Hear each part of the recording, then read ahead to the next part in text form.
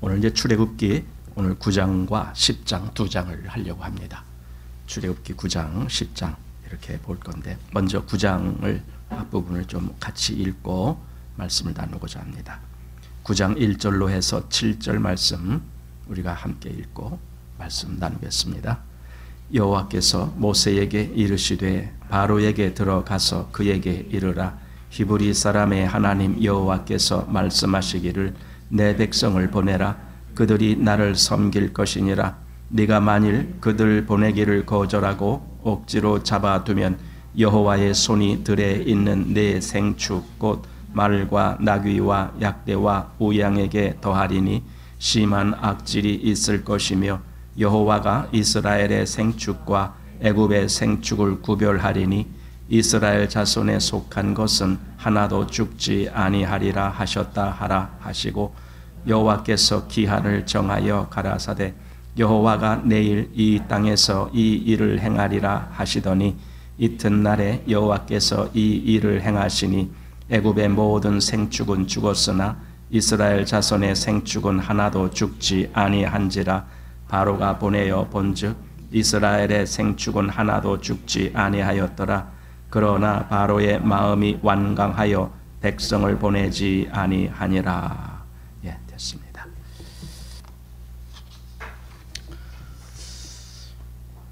우리 이제 9장과 10장을 보게 될 텐데요. 9장과 10장에는요. 하나님이 반복해서 모세를 바로에게 보냅니다. 그래서 하나님의 말씀을 거기 가서 선포하게 만듭니다. 그게 뭐냐면 내 백성을 보내라. 예, 그 말입니다. 앞에서도 나왔지만은 지금 계속 이 말씀이 반복적으로 들려지고 있습니다. 그런데 바로의 마음이 강팍하여서 이스라엘을 보내지 않습니다. 그래서 하나님은 9장에서 5번째 재앙인 악질이 나게 하시고 또 6번째 재앙인 사람이나 짐승에게 생기는 독종이 있게 하셨고 그리고 7번째 재앙인 우박이 내려 그들에 있는 짐승들과 사람을 치게 하셨습니다. 그리고 10장으로 가면은 8번째 재앙 메뚜기 재앙이 있고 또 9번째 재앙인 흑암의 재앙이 이제 있습니다. 그래서 우리가 이제 앞에서 살펴본 재앙을 보면은 제일 먼저 하수가 피가 되게 하는 피의 재앙이 있었고 두 번째 개구리의 재앙이 있었고 그리고 세 번째는 이제 이가 정확하게 그게 이인지 아니면 다른 벌레인데 이로 번역한 건지 아마 그런 것 같은데 하여튼 그 이의 재앙이 있었고 그리고 또 네 번째 파리의 재앙이 있었습니다. 사실은 여기 그 개구리나 이나 파리나 이것들은 그냥 생명체인데 그것이 너무 때로 몰려오면은 그것도 재앙이 되는 이제 오늘 보게 될 메뚜기 재앙도 그렇습니다. 메뚜기도 어느 정도 그것이 자연적인 위치에 있으면은 뭐 크게 재앙이라고 할 것 없이 그냥 그저 조금 피해가 있었다 뭐 이렇게 될 텐데 그것이 때려 몰려올 때에는 큰 재앙이 되는 거죠. 자, 그러면은 하나님은 이 재앙을 내리심으로 인해서 무엇을 원하신 것인가? 재앙을 내리면서 하나님이 무엇을 하나님 마음에 품고 계셨는가 할 때에 우리가 좀 살펴볼 것이 있습니다. 첫 번째로 출애굽기 9장 14절에 온 천하에 나와 같은 자가 없음을 알게 하리라. 또 16절에 내 이름이 온 천하에 전파되게 하려 하였음이니라. 그리고 29절에 세상이 여호와께 속한 줄을 왕이 알리다. 이제 이런 말씀. 그리고 10장으로 와서 1절, 2절에 이것은 이스라엘 후손에게 하시는 말씀인데 너희가 나를 여호와인 줄 알리라. 이런 의도를 가지고 지금 계속 애굽 왕 바로에게 재앙을 내려서 이제 9번째 재앙까지 10장에 이제 그렇게 나오고 있는 겁니다. 자, 그래서 이제 9장 처음부터 다시 우리가 보면서 말씀 나눕니다. 9장 1절에서 7절 말씀은 5번째 재앙인 심한 악질에 대해서 말씀하고 있습니다. 자, 9장 1절 같이 읽습니다. 시작. 여호와께서 모세에게 이르시되 바로에게 들어가서 그에게 이르라. 히브리 사람의 하나님 여호와께서 말씀하시기를 내 백성을 보내라. 그들이 나를 섬길 것이니라. 예. 여기서 내 백성을 보내라 한 이 말씀이 지금 5번째로 나온 말씀입니다. 벌써 앞에서 여러 번 5장 1절부터 시작해서 7장 16절, 또 8장 1절, 또 8장 20절 이렇게 앞에 4번이나 말씀했고 지금 5번째로 내 백성을 보내라 이렇게 말씀하십니다. 하나님은 이것이 굉장히 중요한 하나님의 뜻이었기 때문에 이렇게 반복적으로 말씀을 한 겁니다. 하나님은 왜 그것을 그렇게 중요하게 여기셨을까? 사실 그것은 출애굽이라는 이스라엘에 생긴 어떤 일 때문만이 아닌 거예요. 하나님의 궁극적인 목적은 구속사의 역사입니다. 사단의 권세에서 하나님 백성을 건지시는 그 일을 하나님은 아주 정확하고 분명하게 하실 것을 보여주시려고 이제 이스라엘의 출애굽을 해서 계속 반복해서 내 백성을 보내라. 그러니까 이것은 지금 바로에게 하는 말이지만 사실상 하나님은 사단에게 하나님의 백성을 보내라라는 최후 통첩인 것도 됩니다. 자, 그다음 2절에서 6절까지 또 같이 읽습니다. 네가 만일 그들 보내기를 거절하고 억지로 잡아두면 여호와의 손이 들에 있는데 생축 곧 말과 나귀와 약대와 우양에게 더하리니 심한 악질이 있을 것이며 여호와가 이스라엘의 생축과 애굽의 생축을 구별하리니 이스라엘 자손에 속한 것은 하나도 죽지 아니하리라 하셨다 하라 하시고 여호와께서 기한을 정하여 가라사대 여호와가 내일 이 땅에서 이 일을 행하리라 하시더니 이튿날에 여호와께서 이 일을 행하시니 애굽의 모든 생축은 죽었으나 이스라엘 자손의 생축은 하나도 죽지 아니한지라. 네, 이제 5번째 재앙인 악질. 악질이 뭔가? 한마디로 연병. 우리 그런 말 했죠. 어디에 보면 연병이라고 나오는데 전염병이라는 겁니다. 연병이라는 것이 전염한다 그런 의미가 있는 병이라는 거거든요. 그런 것이 이제 애굽 사람들에게 있었다. 그러나 이스라엘 백성에게는 이제는 구별이 되는 겁니다. 벌써 우리가 이 앞에서 하나님이 애굽 백성과 이스라엘 백성 간에 구별하시는 것 그것을 알리라라고 말씀하신 적이 있잖아요. 그래서 여기 4절 보면은 이스라엘의 생축과 애굽의 생축을 구별하리니 단지 사람만 구별하겠다는 것이 아니라 생축도 이스라엘에 속한 생축에게는 해가 임하지 않게 애굽의 생축에게만 이 악질이 나게 그렇게 하시겠다라는 겁니다. 그리고 5절 보면은 기한을 정하여 이렇게 말씀했는데 왜 기한을 정하느냐? 기한은 미리 언제 어떻게 하겠다라는 일종의 그 예정을 말씀한 거잖아요. 그럼 왜 그렇게 합니까? 기한을 정하지 아니하면은 어떤 일이 생길 때 사람들이 그러는 겁니다. 아, 이거 우연히 이 때가 지금 맞아갖고 이런 일이 생긴 거야. 갑자기 어떤 역병이 생겼을 때에 사람들이 지금 이 병이 자연적으로 생긴 거야. 하나님께서 진노하셔서 주신 것이다. 이렇게 보기보다는 자연적으로 생긴 것이다. 이렇게 말할 수 있기 때문에 미리 기한을 정해서 바로 그때 이 일이 있을 것이다. 하나님은 그렇게 말씀하시는 겁니다. 하나님은 이 땅의 그 마지막 심판 때에도 기한을 미리 정하셨잖아요. 물론 날짜를 정한 건 아니지만은 그때에 어떤 일이 있으면서 전조 증상이 있을 것을 말씀하셨다라는 걸 보면은 분명히 그 일이 하나님의 일이다라는 걸 알게 하신다는 거죠.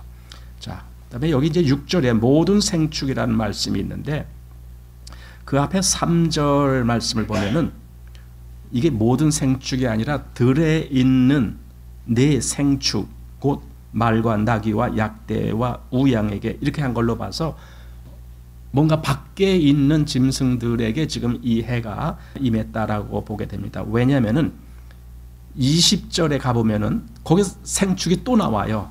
여기 20절에 가보면은 바로의 신하 중에 여호와의 말씀을 두려워하는 자들은 그 종들과 생축을 집에 피하여 드렸으나 여호와의 말씀을 마음에 두지 아니하는 자는 그 종들과 생축을 들에 그대로 두었더라. 이것은 이제 그때 우박 재앙이 임할 때 이제 모습인데, 그때까지도 생축이 남아 있었다라고 해서 보면은 이거는 여기 모든 생축이 다 죽은 건 아니구나. 뭔가 들에 있는 생축들에게 이런 일이 있었고, 집에서 우리 속에 가둬놓은 거라든가 뭐 이런 것들은 안전하게 그나마 좀 지내지 않았을까, 그런 생각을 하게 됩니다. 자, 본문 7절입니다. 시작. 바로가 보내어 본즉 이스라엘의 생축은 하나도 죽지 아니하였더라. 그러나 바로의 마음이 완강하여 백성을 보내지 아니하니라. 여기 바로의 마음이 완강하여라고 했습니다. 여러분, 이것을 어떤 특별한 사람이다라고 보지 마시기 바랍니다. 하나님을 알지 못하는 사람은 다 이래요. 다 완강합니다. 우리 로마서 2장 5절 말씀에 보면은 여기 내 고집과 회개치 아니한 마음을 따라 진노의 날 곧 하나님의 의로우신 판단이 나타나는 그날에 임할 진노를 내게 쌓는도다. 그런데 거기 내 고집과 회개치 아니하는 마음. 그럼 이 말씀을 한 이 대상이 누구냐? 하나님을 믿지 아니하는 모든 사람들을 두고 하신 말씀입니다. 그러니 여기 바로라는 한 개인에 대한 문제가 아니고 하나님을 믿지 아니하는 모든 사람의 대표자로 나온다라는 생각을 하게 됩니다. 자, 그 다음에 이제 8절부터 12절까지는 여섯 번째 재앙인 독종이라고 하는 그런 재앙이 나옵니다. 자, 8절에서 11절 같이 읽습니다. 시작. 여호와께서 모세와 아론에게 이르시되 너희는 풀무에 제 두 웅큼을 가지고 모세가 바로의 목전에서 하늘을 향하여 날리라. 그 재가 애굽 온 땅에 티끌이 되어 애굽 온 땅의 사람과 짐승에게 붙어서 독종이 발하리라. 그들이 풀무의 재를 가지고 바로 앞에 서서 모세가 하늘을 향하여 날리니 사람과 짐승에게 붙어 독종이 발하고 술객도 독종으로 인하여 모세 앞에 서지 못하니 독종이 술객들로부터 애굽 모든 사람에게 발하였음이라. 이렇게 됐습니다. 이 독종이라는 것은 우리 가끔 이렇게 피부 이런데 돋아나는 종기 같은 거죠. 그런데 아주 그 악성 종기 뭐 이런 거죠. 쉽게 낫지 아니하는 그것이 뭐 하나 볼록 나온 것이 아니라 뭐 여기저기 막 온 몸에 그렇게 아마 발생했을 거다라는 생각이 들어요. 그래서 사람들이 무척 괴로워하는 이제 그런 재앙이겠다라고 생각이 듭니다. 근데 이번 재앙에서도 여기 강팍한 마음을 가진 바로는 하나님을 듣질 않아요. 계속 지금 시작이 뭐였느냐 하면 내 백성을 보내라. 이렇게 하나님의 말씀이 바로에게 선포됐는데도 불구하고 바로는 계속 안 보내는 거예요. 그게 지금 문제거든요. 안 보내는 거예요. 왜냐하면 이스라엘을 보냈다가는 자기들이 부려먹을 종들이 다 없어지니까 일을 못 시키잖아요. 그러니까 안 보내고 계속 자기를 위해서 그들을 부려먹으려고. 사단은 사람들을 자기를 위해서 부려먹는 거예요. 그래서 붙잡고 있는 거예요. 그럼 그리스도인이 됐으면은 그는 더 이상 사단에게 종노릇하지 않아야 되는 거죠. 왜냐하면 사단에게 종노릇한다는 것이 사단이 그를 부려먹는 거잖아요. 바로가 이스라엘을 부려먹듯이 사단이 그 사람을 부려먹으면 그 사람은 그냥 사단의 종인 거죠. 그런데 그리스도인이 됐으면서도 사단에게 종노릇한다라면은 과연 그게 옳겠느냐 이거죠. 이제 13절로 해서 16절까지의 말씀에는 하나님께서 그 재앙을 통하여 보이시는 그 의도가 무엇인지를 잠깐 또 말씀하신 대목이 나와요. 그래서 여기 13절로 해서 16절 말씀, 여기도 오늘은 좀 읽을 때가 많습니다. 본문을 그냥 같이 읽으면서 이렇게 지나가려고 합니다. 그걸 제가 오늘 자세하게 이렇게 설명을 못 드립니다. 왜냐하면 시간이 너무 부족해서 읽고 그냥 지나가는 거예요. 자, 13절로 해서 16절 시작.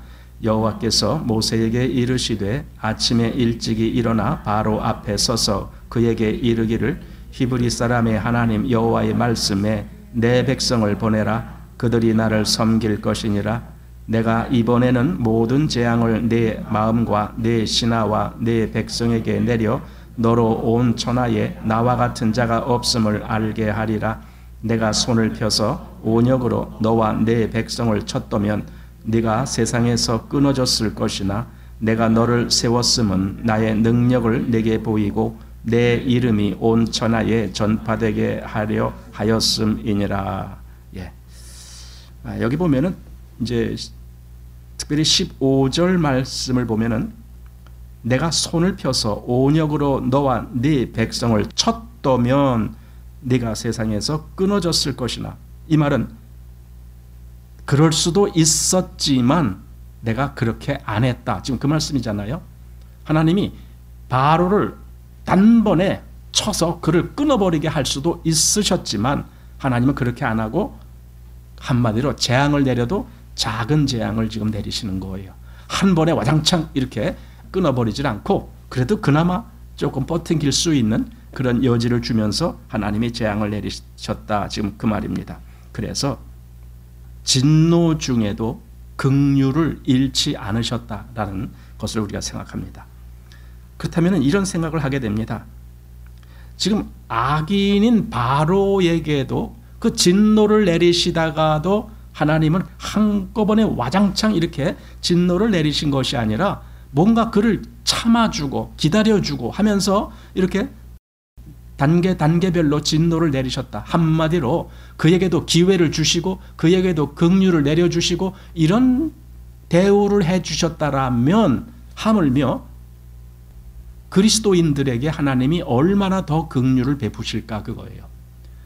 악인에게도 긍휼을 베푸셨던 하나님이라면은 우리 그리스도인에게 하나님은 얼마나 더 긍휼을 베푸실까? 과연 우리가 그렇게 하나님을 알고 있는가? 우리 하박국서 3장 보면은 하박국의 기도가 나오는데 바로 이 긍휼을 구하는 기도입니다. 자, 보십시오. 여호와여, 내가 주께 대한 소문을 듣고 놀랐나이다. 여호와여, 주는 주의 일을 이 수년 내에 부흥케 하옵소서. 많은 사람들이 이 구절을 무척 좋아해요. 부흥이라는 말이 있으니까 그냥 좋게만 해석하려고 그래요. 그러나 저는 여기서의 이 부흥이라는 개념은 하나님의 뜻이 여기서 이루어지는 것, 그걸 이제 부흥이라고 했는데 그 일 속에는 진노도 있어요. 하나님의 의도 속에는 진노도 있고 또 이스라엘을 세우는 일도 있고 이런 거죠. 어떻게 좋은 일만 있겠습니까? 근데 사람들이 이 말을 굉장히 좋아하죠. 자, 어쨌든 주의 일을 이 수년 내에 부흥케 하옵소서. 이 수년 내에 나타내시옵소서. 진노 중에라도 긍휼을 잊지 마옵소서, 이거죠. 진노 중에라도 긍휼을 잊지 마옵소서. 예, 얼마나 이것이 아까 바로를 진노하시면서도 하나님이 많이 참아주신 그 모습을 우리가 보았잖아요. 그렇다면 지금 이스라엘에게 하나님이 진노하신다고 할지라도 그 속에 긍휼을 잊지 말아 주옵소서라고 구하는 기도가 합당한 기도죠. 왜냐하면 하나님의 모든 성품을 생각해서 하는 기도이기 때문에. 우리 욥기 34장 14절 말씀에는 그가 만일 자기만 생각하시고 그 신과 기운을 거두실진데 모든 혈기 있는 자가 일체로 망하고 사람도 진토로 돌아가리라. 엘리후라는 사람이 한 말이잖아요. 하나님이 자기만 생각하셨다라면 온 세상의 모든 사람이 일체로 다 망해버릴 수밖에 없었을 것이다. 그런데 하나님은 그 모든 사람들을 다 생각해 주신다, 이거죠. 생각해 주신다. 마치 하나님이 출애굽 시작할 때에 이스라엘 백성을 권고하셨다라는 말씀이 나오잖아요. 그 권고가 생각해 주시는 거예요. 그의 입장, 그의 사정 이런 것을 생각해 주시면서 긍휼히 여기시는 거예요. 그게 권고였거든요. 지금 여기 욥기에도 바로 그런 말씀을 하고 있습니다. 자, 그 다음에 이제 이 앞에서 15절에 온역이라는 말이 나와요. 온역 그 하나만으로도 바로는 끝낼 수가 있는 거예요. 아니, 생각해 보세요. 전염병이라는 게 어떤 때는 잠깐 전염하다가 없어지지만 어떤 때는 몰살할 수도 있잖아요. 과거의 그 역사 속에 유럽의 그 흑사병이 퍼졌을 때 유럽 전체 인구의 3분의 1이 죽었다 그러잖아요. 뭐 수천만 명이 죽은 거겠죠, 그때. 지난번 코로나 때에도 몇 명이 죽었는지 몰라요. 왜냐하면 통계가 제대로 안 나오니까. 우리나라는 그나마 그래도 좀 그런 데서 자유롭지만 뭐 중국이나 이런 나라는 그 통계가 없어요. 중국이란 나라는 자기들한테 불리한 통계는 일체 없어요. 그래서 얼마나 죽었는지 몰라요. 그런데 지금 나중에 사람들이 하는 말이 중국 시내 어디 이렇게 가면 옛날에 그 복잡했던 와글와글했던 그 사람들이 많이 있었던 그 거리가 지금은 한산합니다. 이런 얘기들을 자주 하거든요. 그래서 많이 없어졌는가 보다 이제 그런 얘기들도 하죠. 여러분, 예수님이 하신 말씀 중에 이런 말씀이 있는 걸 기억하십니까?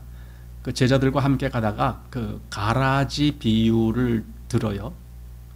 밭에 알곡이 있는데 거기에 가라지도 났습니다. 그 종들이 우리가 가라지를 뽑으니까 가만두어라. 그럼 언제까지? 추수 때까지. 이게 긍휼이에요. 당장 뽑을 수도 있지만 놔두는 거예요. 왜 이 세상에는 그렇게 하나님을 대적하는 사람들을 하나님이 그냥 놔두시는가? 예, 그냥 놔두시는 거예요. 추수 때까지. 그래서 이 세상에는 그런 사람들이 많이 있을 수밖에 없어요. 그러면 사람들이 하나님이 죽으셨는가 보다. 그러니까 이렇게 나쁜 사람들이 있어도 아무 일도 안 하시지. 아마 이렇게 할 사람이 있을지 모르는데 아니에요.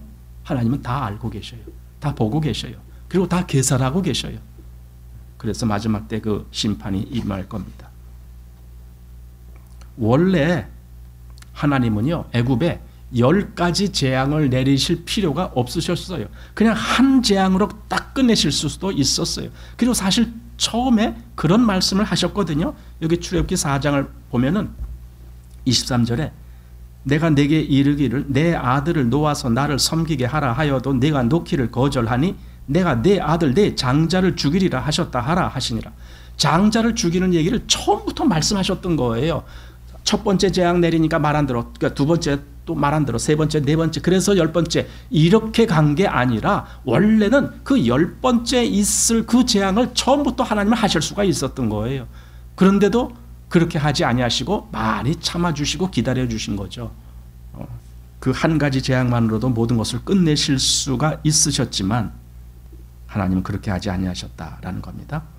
자, 여기 이제 16절에 앞에서 여기 16절에 보면은 하나님은 일부러 바로를 세우셨다라는 거예요. 내가 너를 세웠으면 이렇게 일부러 여기 세웠다라는 것은 그를 쓰러뜨리지 않고 그래도 이렇게 버팅기게 해놨다 그 말이잖아요. 세웠다라는 말이. 왜 그러셨는가? 하나님이 단번에 바로를 꺾으실 능력이 부족하셔서 그랬나요? 아니거든요. 부족하셨기 때문에 10번, 왜 우리 그래? 뭐 10번 찍어 안 넘어가는 나무 없다. 그래서 하나님도 그래서 10번 찍으셨나요? 바로를? 아니거든요. 한 번으로 모든 걸 끝내실 수가 있었지만 오히려 바로에게 기회와 긍휼을 주시는 거예요. 그러나 우리가 읽어보면 알겠지만 계속 바로의 마음이 완강하고 강팍하여 듣기를 거절했다라는 말이 반복적으로 나오는 거예요.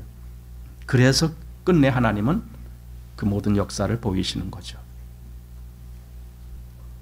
하나님이 그렇게 하신 또 이유 중에는 하나님의 능력을 보이시고 그리고 온 천하에 하나님의 이름이 증거되게 그렇게 하시려고. 그러니까 바로도 사실은요 하나님이 쓰시는 거예요. 그냥 한 번에 싹 엎어서 없어지게도 하실 수 있었지만 그가 그냥 이렇게 서 있게 만드시고 그에게 많은 그 어떤 재앙과 진노의 그 역사를 하시면서 하나님이 어떤 하나님이시다라는 걸 나타내신 거죠. 그러니까 바로를 사용하신 거예요. 그래서 여기 이런 말씀이 있어요. 잠언 16장 4절에 여호와께서 온갖 것을 그 시음에 적당하게 지으셨나니 악인도 악한 날에 적당하게 하셨느니라. 악인도 하나님이 쓰시려고 적당하게 그렇게 하셨다라는 말씀입니다. 여러분 그렇다면요, 악인도 하나님이 쓰시려고 그렇게 세워놓으셨다라면 악인이 아니고 하나님이 하나님의 백성을 얼마나 쓰시기를 원하실까? 하나님은 우리를 쓰시기를 원하시는 거예요. 우리를 정말 하나님의 유익한 도구로 사용하시기를 원하시는 거예요. 바로까지 쓰신 하나님이 왜 우리를 못 쓰시겠어요? 그런데 우리가 하나님께 순종하기를 거부한다라면. 자, 이제 17절부터 7번째 재앙인 우박 재앙이 나옵니다. 여기 17절부터 우리 26절 말씀까지 같이 한번 또 읽고 가겠습니다. 네가 여전히 내 백성 앞에 자고하고 그들을 보내지 아니하느냐? 내일 이맘때면 내가 중한 우박을 내리리니 애굽 개국 이래로 이 같은 것이 있지 않던 것이라. 이제 보내어 내 생축과 내 들에 있는 것을 다 모으라. 사람이나 짐승이나 무릇 들에 있어서 집에 돌아오지 않는 자에게는 우박이 그 위에 내리리니 그것들이 죽으리라 하셨다 하라 하시니라. 여호와께서 모세에게 이르시되 너는 하늘을 향하여 손을 들어 애굽 전국에 우박이 애굽 땅의 사람과 짐승과 밭의 모든 채소에 내리게 하라. 모세가 하늘을 향하여 지팡이를 들매 여호와께서 뇌성과 우박을 보내시고 불을 내려 땅에 달리게 하시니라. 여호와께서 우박을 애굽 땅에 내리심에 우박의 내림과 불덩이가 우박에 섞여 내림이 심히 맹렬하니 애굽 전국에 그 개국 이래로 그 같은 것이 없던 것이라. 여기 하나님의 능력과 그 영광스러운 이름을 나타내셨고 바로는 아주 완악함으로 그 무지함을 또 드러내셨습니다.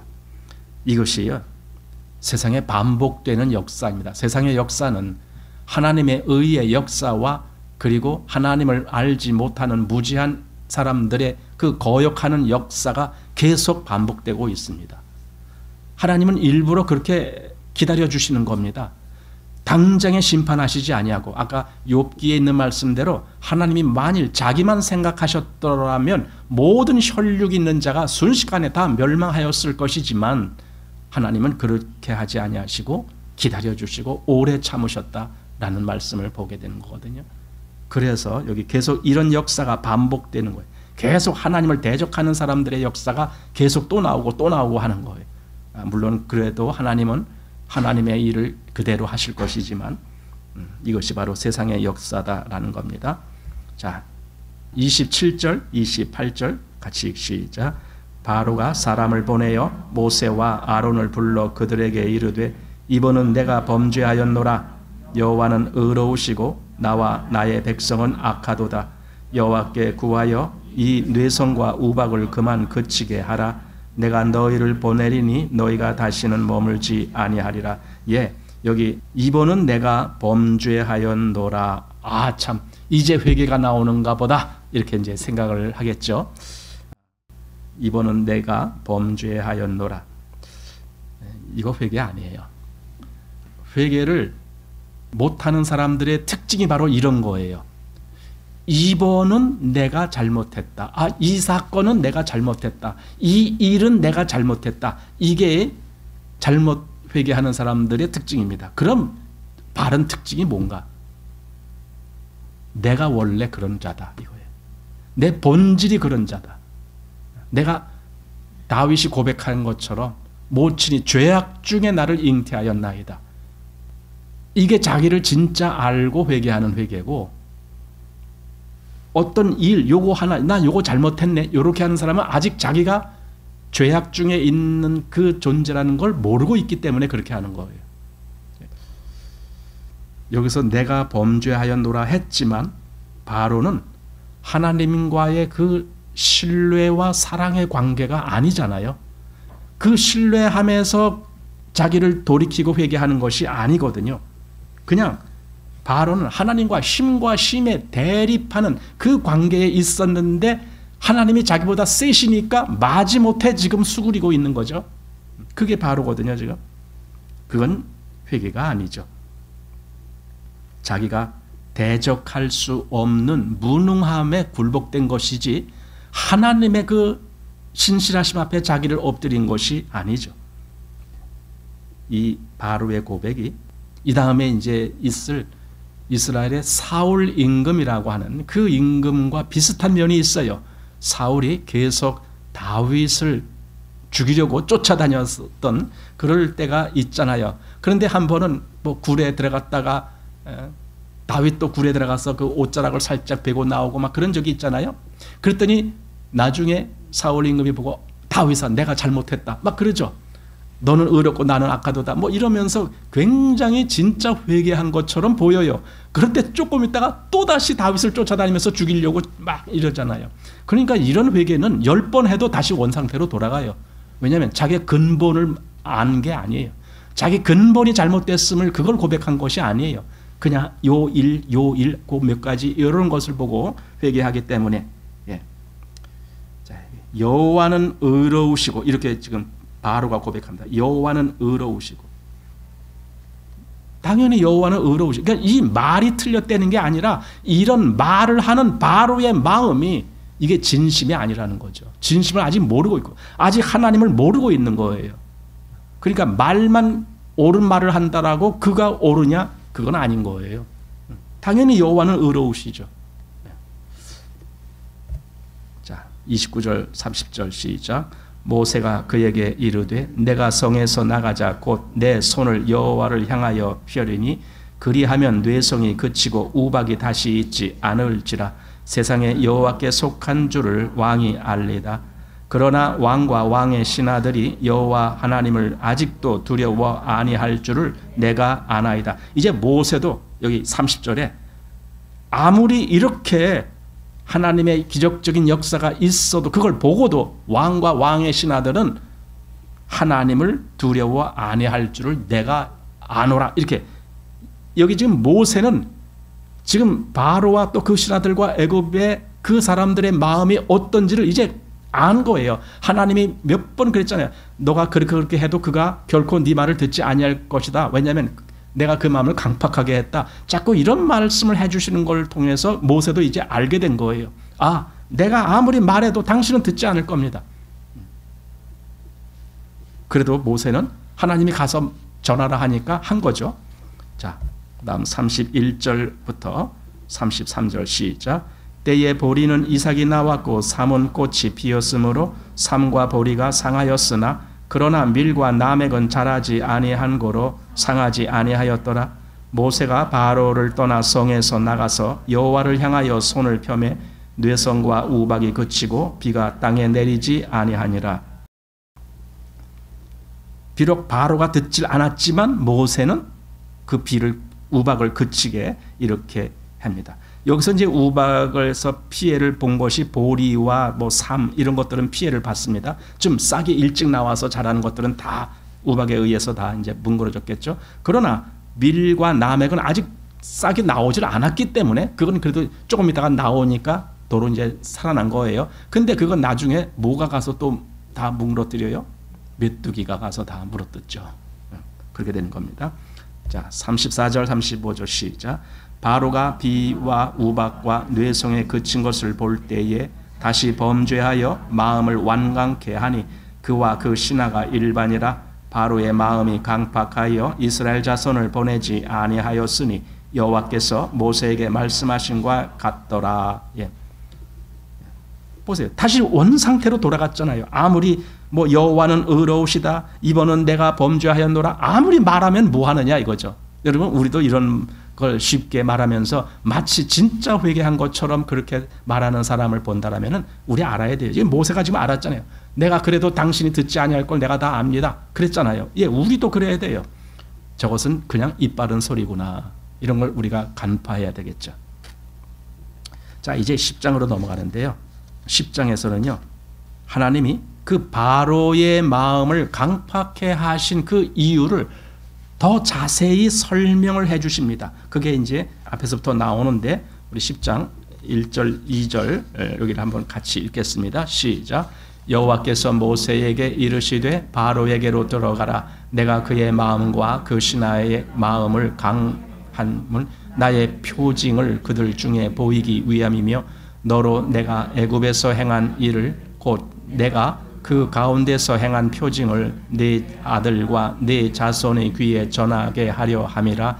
너희가 나를 여호와인 줄 알리라. 여기서 이제 하나님은 그렇게 바로에게 들어가서 그렇게 강한 역사를 하시는 그 이유를 말씀하실 때 우선 1차로 그 바로와 그 신하들, 즉 애굽인들에게 하나님이 어떠한 하나님이신지를 보이기 위해서, 한마디로 하나님이 얼마나 크신 하나님이신지를 보이시기 위해서 그런 의도도 있고, 또 하나가 있는 거예요. 여기 지금 보니까 이제 이스라엘 백성들을 위해서, 그들이 나중에 여기 내 아들과 내 자손, 그들이 하나님을 알게 하기 위해서, 사실 하나님을 안다라는 것은 대단히 중요해요. 왜냐하면 이스라엘 역사 속에 나중에 가보면은 뭐 사사기나 이런 데를 보면은 그들이 여호와를 알지 못했다라고 나오잖아요.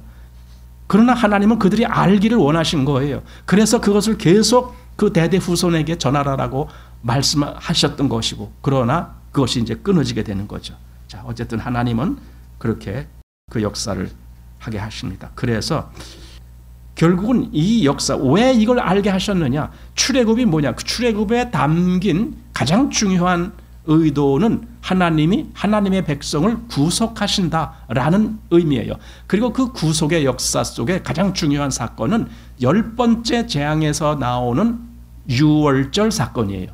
그 앞에는 사실은 그렇게 중요한 것이 아니에요. 그냥 하나님의 그 어떠함을 드러내시기 위한 도구로 쓰인 것뿐이에요. 하나님의 궁극적인 목적은 유월절, 바로 그 어린 양의 희생, 그 피를 통해서 구속 역사가 이루어진다라는 그걸 보여주시기 위해서, 그리고 그것을 이스라엘 후손 대대손손이 그걸 기억하게 하기 위해서. 그래서 11장 1절로 가보면 이렇게 말씀합니다. 여호와께서 모세에게 이르시되 내가 이제 한 가지 재앙을 바로와 애굽에 내린 후에야 그가 너희를 여기서 보낼지라. 그가 너희를 보낼 때에는 여기서 정령 다 쫓아내리니. 여기서 하나님의 의도는 보세요. 이게 이제 10번째 재앙이라고 우리가 말하잖아요. 그러면 여기서 지금 11장에서 이 10번째 재앙을 내린 후에야 이렇게 할 것이다, 이렇게 말씀하시질 않고 그냥 한 가지 재앙을 바로에게 내린 후에야 이렇게 나갈 것이다, 이렇게 말씀했단 말이에요. 그러니까 하나님의 의도는 처음부터 이 한 가지에 있는 거예요. 그 앞에 있었던 9가지는 그거는 그냥 뭔가 하나님을 드러내시고 그 이름을 알리시기 위한 방편으로서 있었던 것이지, 직접 이스라엘을 구속해내시기 위한 역사는 이거 한 가지였던 거예요. 그게 바로 유월절이 있는 10번째 재앙. 근데 사실은 10번째 가지고 그게 그 한 가지 재앙, 그 한 가지 때문에 하나님은 이스라엘을 구속하시는 거예요. 우리가 구원받는 것도 마찬가지입니다. 그 한 가지 때문에 구원받아요. 우리가 뭐 종교생활 많이 하고 교회생활 많이 하고 그래서 구원받는 거 아니에요. 단 한 가지, 그것은 우리 주 그리스도 예수의 십자가의 그 보혈, 그것 때문에 우리가 구속을 받는 거예요. 이 한 가지, 바로 그걸 얘기하는 겁니다. 자, 그 다음에 이제 10장 3절로 해서 20절까지는 8번째 재앙, 즉 메뚜기 재앙이 나옵니다. 자, 3절 같이 읽습니다. 모세와 아론이 바로에게 들어가서 그에게 이르되 히브리 사람의 하나님 여호와께서 말씀하시기를 네가 어느 때까지 내 앞에 겸비치 아니하겠느냐? 내 백성을 보내라. 그들이 나를 섬길 것이라. 예, 여기 내 백성을 보내라. 예, 하나님의 뜻은 바로 이겁니다. 이게 핵심입니다. 그러니까 앞에 많은 재앙이 있었어도 그 재앙으로 뭐 어떻게 하느냐, 이게 아닙니다. 목적은 하나입니다. 내 백성을 보내라, 이거예요. 하나님은 하나님의 백성을 찾으시겠다는 겁니다. 애굽의 손에서 건져내시겠다는 겁니다. 지금 하나님이 하시는 일이 바로 그겁니다. 사단의 손에게서 건지시겠다는 겁니다. 그래서 요한복음 6장에 보면은 내 아버지의 뜻은 아들을 보고 믿는 자마다 영생을 얻는 이것이니, 그랬던 거예요. 그게 하나님의 뜻입니다. 아주 궁극적인 뜻입니다. 하나님의 백성을 건져내시겠다 하시는 겁니다. 그래서 내 백성을 보내라. 지금 몇 번째 나온 겁니까? 아까 5장 1절, 7장 16절, 또 8장 1절, 또 20절, 9장 1절, 13절, 그리고 여기 10장 3절, 7번째 지금 말씀하신 거예요. 얼마나 이것이 하나님의 역사의 핵심인지 지금 그걸 우리가 보게 되는 겁니다. 자, 4절에서 6절 시작. 네가 만일 내 백성 보내기를 거절하면 내일 내가 메뚜기로 내 경내에 들어가게 하리니 메뚜기가 지면을 덮어서 사람이 땅을 볼 수 없을 것이라. 메뚜기가 내게 남은 그것 곧 우박을 면하고 남은 것을 먹으며 들에 너희를 위하여 자라는 모든 나무를 먹을 것이며 또 내 집들과 내 모든 신하의 집들과 모든 애굽 사람의 집들에 가득하리니 이는 내 아비와 내 조상이 세상에 있어 오므로 오늘까지 보지 못하였던 것이리라 하셨다 하고 돌이켜 바로에게서 나오니. 예.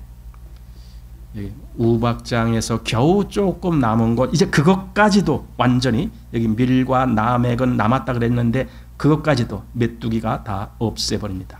그리고 여기 6절 말씀 보니까 모세가 바로에게 말을 다 전하고 그리고는 바로가 어떻게 응답하는지 이제는 듣지도 않고 그냥 돌아서 나왔다는 거예요. 잘 보세요. 이렇게 하셨다 하고 그리고는 돌이켜 바로에게서 나오니 이거예요.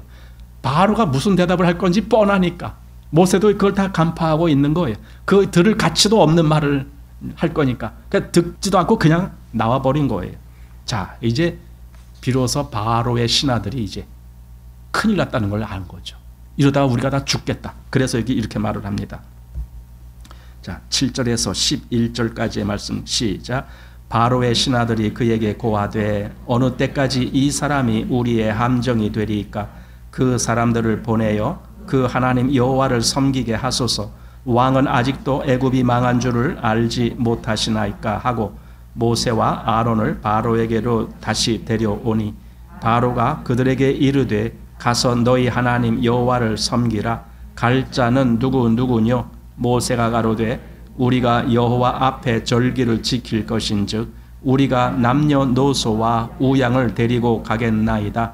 바로가 그들에게 이르되 내가 너희와 너희 어린 것을 보내면 여호와를 너희와 함께하게 함과 일반이니라. 삼갈지어다 너희 경영이 악하니라. 그는 불가하니 너희 남정만 가서 여호와를 섬기라. 이것이 너희의 구하는 바니라. 이에 그들이 바로 앞에서 쫓겨나니라. 예.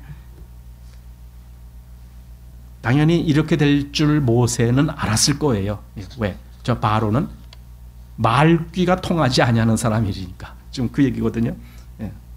여기 누가 갈 거냐 했을 때 우리가 남녀노소와 우양을 데리고 가겠나이다. 예, 이게 진정한 출애굽이라는 거예요. 다시 말해서 남녀노소 할 것 없이 몽땅 다, 그리고 그것만이 아니라 우양까지 우리의 소유물 다 그걸 데리고 그리고 나가겠습니다. 이거예요. 이게 출애굽이라는 거예요.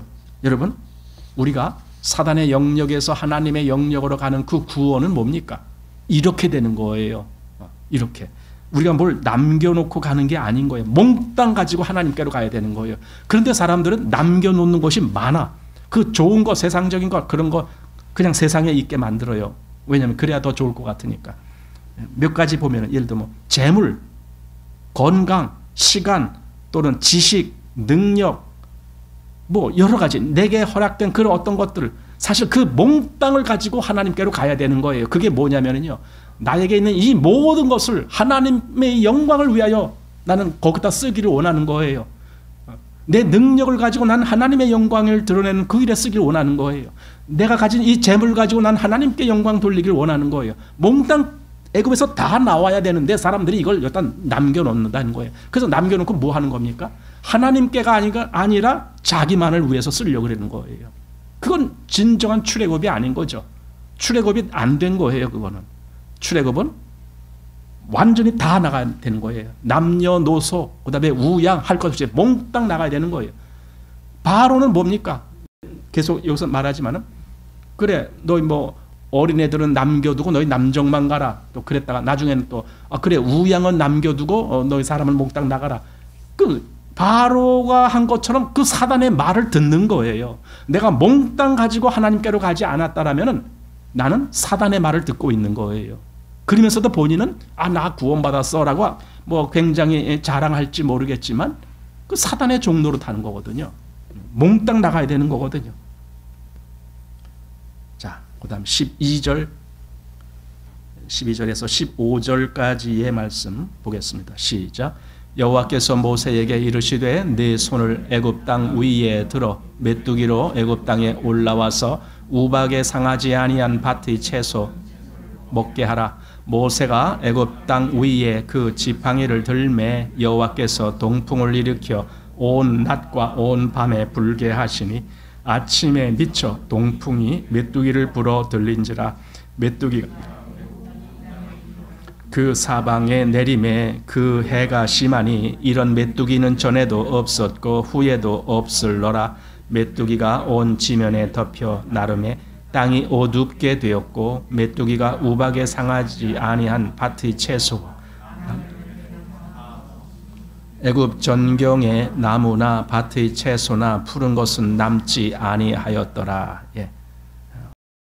우박을 내릴 때에도 이미 하나님은 그 다음에 메뚜기를 보낼 것을 이미 알고 계셨잖아요. 하나님은.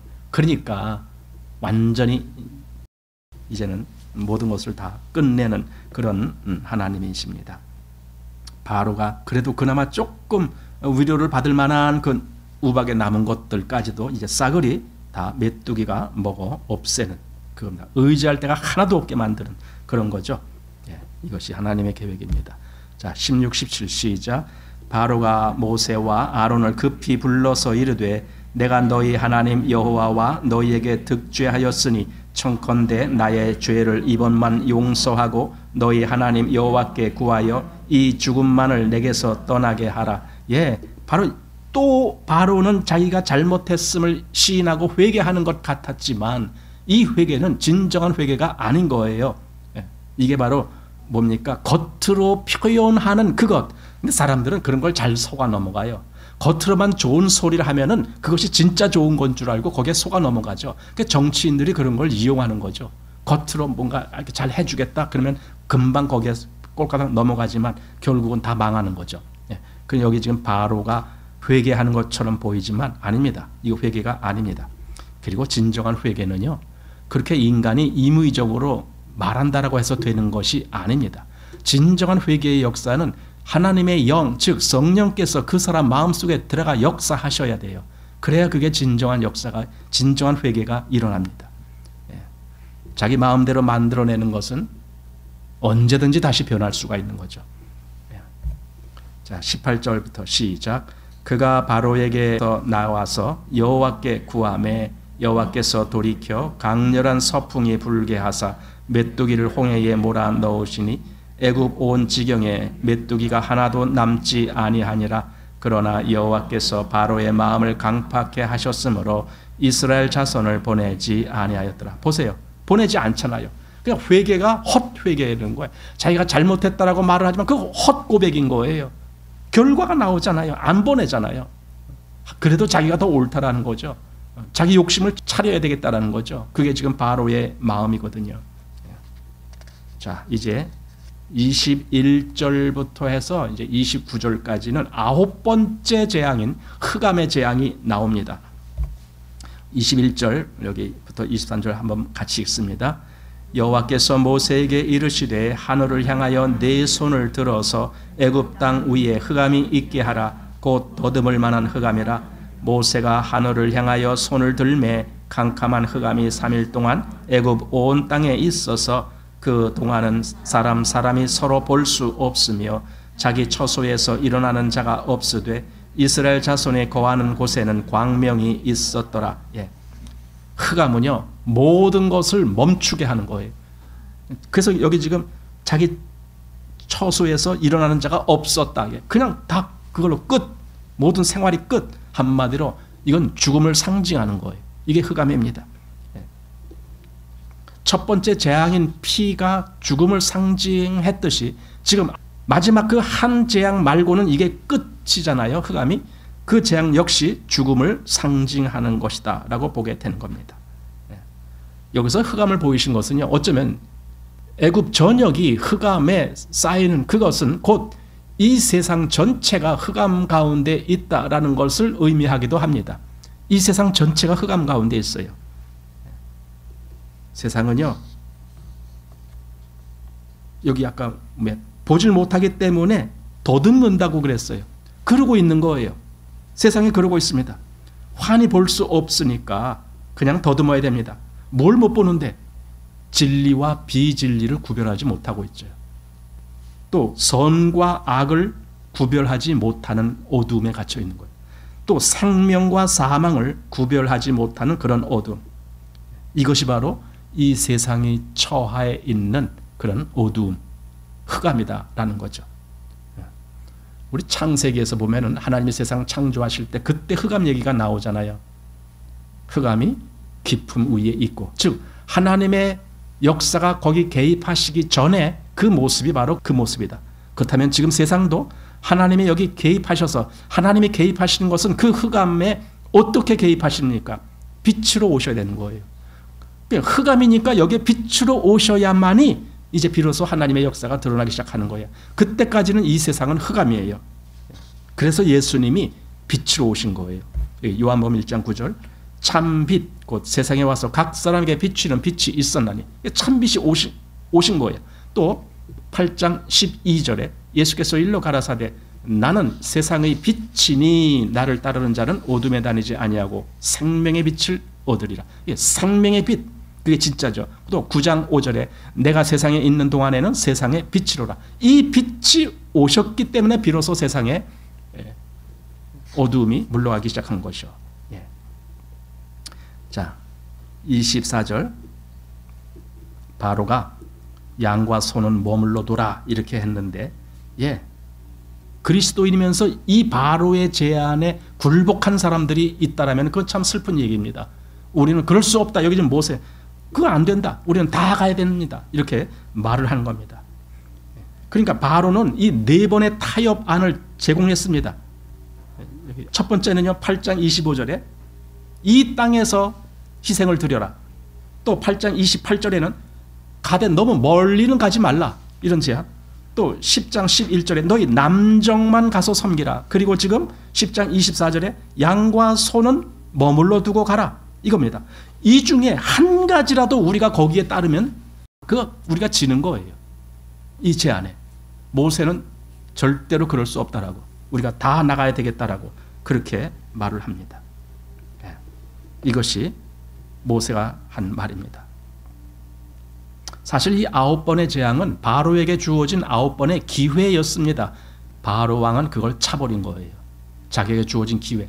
그 마음에서 솔직하게 정직하게 하나님께로 자기를 수그릴 수 있었다라면 아마 그러면 일이 달라졌을지 모르겠지만, 물론 하나님의 전체 계획 속에서는 바로가 그럴 수 없다라는 걸 하나님이 아셨기 때문에 끝까지 그 재앙을 내리시는 거죠. 결국은 모세는 바로 왕에서 나옵니다. 여기 10장 29절을 보면은 이런 말씀이 있습니다. 모세가 가로되 왕의 말씀이 옳으니라. 왕이 뭐라고 말했는데, 너 다시는 내 얼굴 보지 못할 거야. 이렇게 너 내 앞에 나타나면 넌 죽을 줄 알아. 왕의 말이 옳습니다. 내가 다시 오지 않겠습니다. 그리고는 이제 모세는 떠나가는 거죠.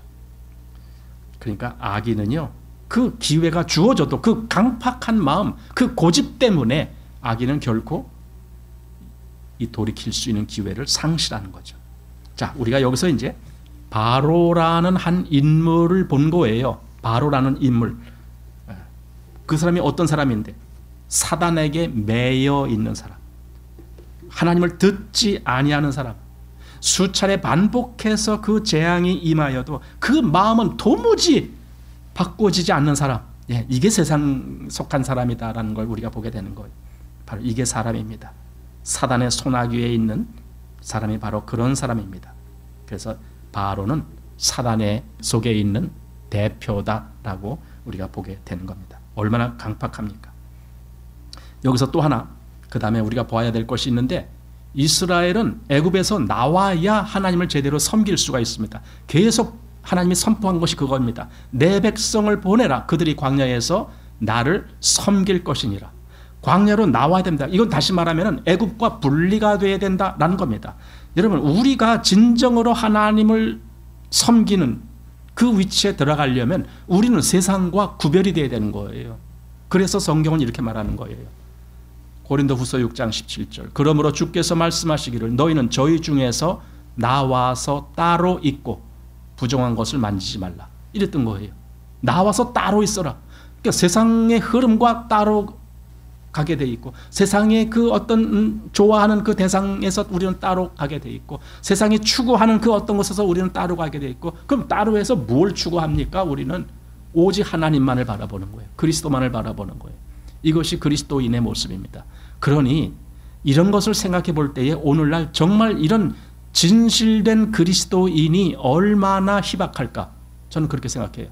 오늘날 솔직히 교회라고 이름 있는 그곳에 많은 사람들이 얼마나 여기 지금 바로가 제안한 그 몇 가지 제안과 그걸 듣고 나는 나오긴 나왔는데 뭐 내 재물은 그냥 거기 있어, 또는 내 뭐 자식들은 그냥 거기 있어, 이러고 하나님을 섬긴다라고 하는 거, 여러분 그게 얼마나 사단에게 종노릇하는 겁니까?